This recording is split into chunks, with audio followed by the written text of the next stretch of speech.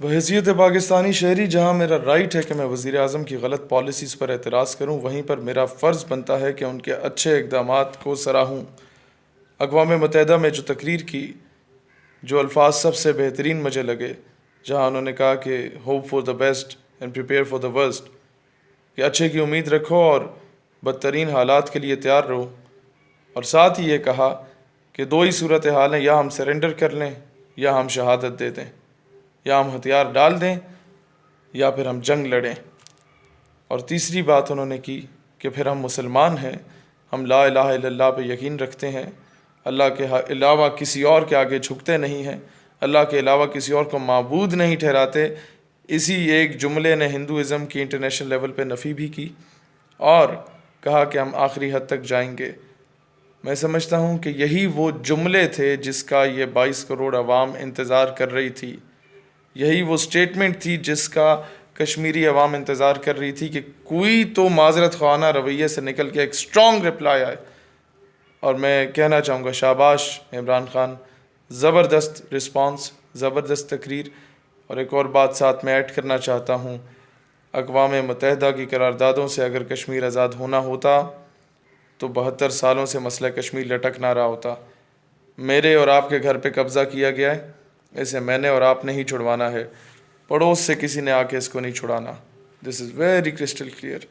Number 2، یہ معاملہ اب خدا کا واسطہ ہے دوبارہ امریکہ سے نہ کہیے گا، آپ نے دیکھ لی اس کی اصلیت، وہ ہمیں بے وقوف بنانا چاہتا تھا، ہم بے وقوف کافی حد تک بن گئے۔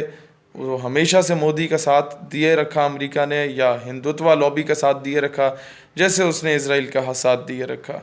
وہ کبھی بھی پاکستان سے سنسیئر نہیں ہو سکتے۔ جب قرآن نے باضابطہ طور پہ کہہ دیا، اسلام نے کہہ دیا کہ یہود و نصارہ کبھی تمہارے دوست نہیں ہو سکتے، بات ختم۔ اب جس نے 12,000 بم امریکہ میں گرائے، they can never ever be your friends۔ جس نے مدر آف آل بام جا کے افغانستان میں گرایا، they can never ever be your friends۔ جس نے فلسطین کو تباہ کرنے میں اسرائیل کا ساتھ دیا، they can never ever be your friends۔ جس نے ڈائریکٹلی یا انڈائریکٹلی انڈیا کا ساتھ دیا، مسلمانوں کو انٹرنیشنل لیول پہ کھڑے ہو کے دہشت گرد کہہ دیا، وہ کبھی بھی آپ کو کشمیر لا کے نہیں دے گا۔ جس طریقے کی آپ نے وہاں سپیچ کی، ایسی ہی سپیچز کی ضرورت ہے، اور اسی چیز کو امپلیمنٹ کرنے کی ضرورت ہے۔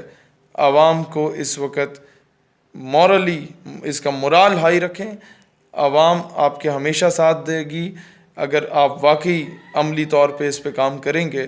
یہ یاد رکھنا، یہ قوم کی مائیں بہنیں بیٹیاں کھائیاں بیلچے لے کے نکلنے والی ہیں۔ ایک قوم کی وہ جوان چونڈا کے جو ہیں وہ آج بھی اسی طرح جسموں پہ بم باندھ کے ہندوستانی ٹینکوں پہ کودنے کو تیار ہیں۔ اس قوم کی مائیں، وہی GHQ کی 6 ستمبر کی تقریب یاد آ جاتی ہے بار بار، جس کا ذکر کرتا ہوں کہ ایک پٹھان ماں کو بلایا گیا، تمہارا بیٹا شہید ہو گیا، کیا کہو گی ابھی اس پہ؟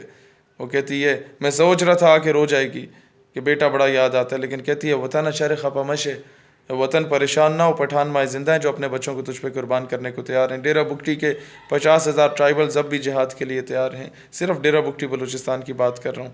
پھر سندھی تیار ہے، کشمیری تیار ہے، بلتستانی تیار ہے، تمام لوگ تیار ہیں۔ یہ قوم جذبہ جہاد سے سرشار ہے، کشمیری تیار ہیں، صرف اور صرف آپ لوگوں کے آرڈرز کا انتظار ہے۔ اللہ تعالیٰ اس قوم کو متحد کرے۔ یاد رکھیے گا، یہ قوم سیاسی اور مسلکی اختلافات کو پیچھے رکھے گی جب بات اسلام اور پاکستان کی ہوتی ہے۔ مجھے آپ سے ایک نہیں لاکھ اختلافات ہیں، لیکن جب عملی میدان میں اتریں گے تو سب سے پہلے مجھے پائیں گے انشاءاللہ۔ پاکستان پائندہ باد۔